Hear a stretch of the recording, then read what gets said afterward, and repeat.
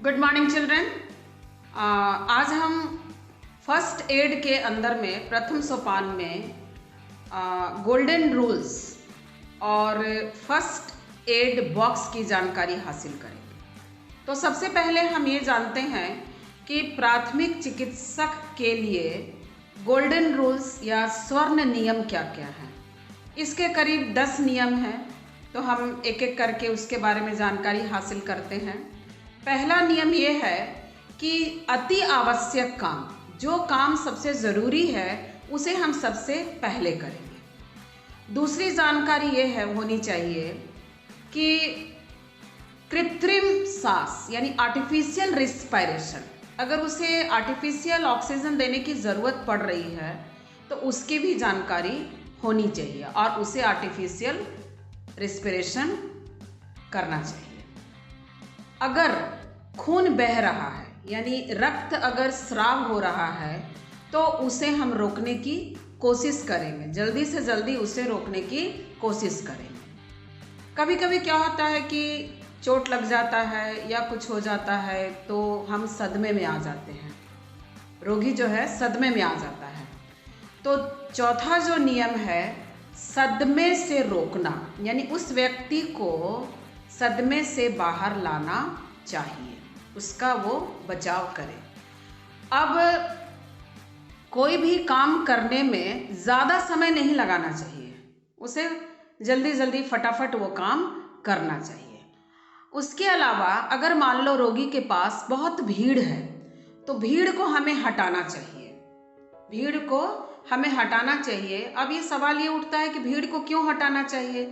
भीड़ रहने से रोगी के पास फ्रेश एयर नहीं आएगा।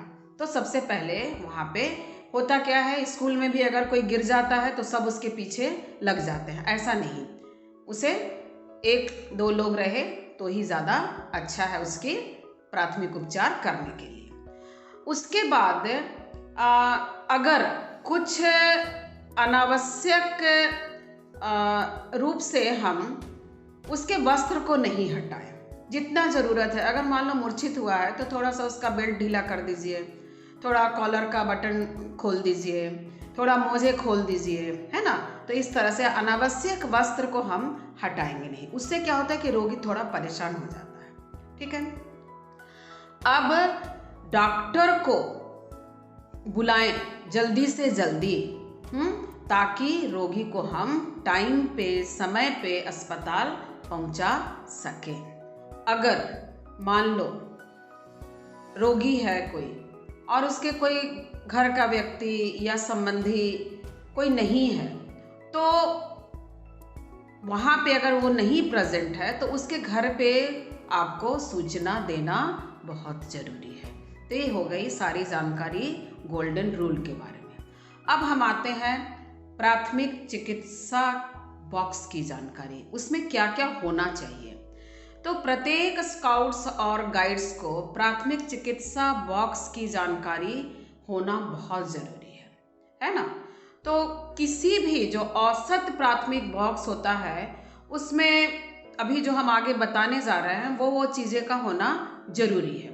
जैसे लंबी पट्टी जिसको कि हम रोलर बैंडेज कहते हैं, तिकोनी पट्टी जिसे हम ट्रायंगुलर बैंडेज कहते हैं, है ना।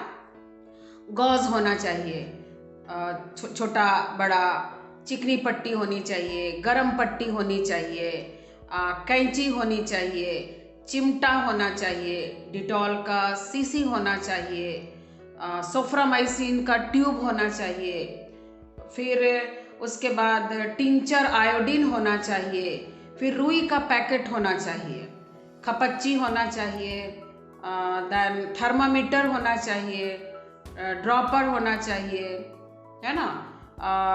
नापने का एक गिलास होना चाहिए, मान लो हमें ORS बनाना है तो उसके लिए मेज़र करने के लिए कुछ चाहिए, वो होना चाहिए।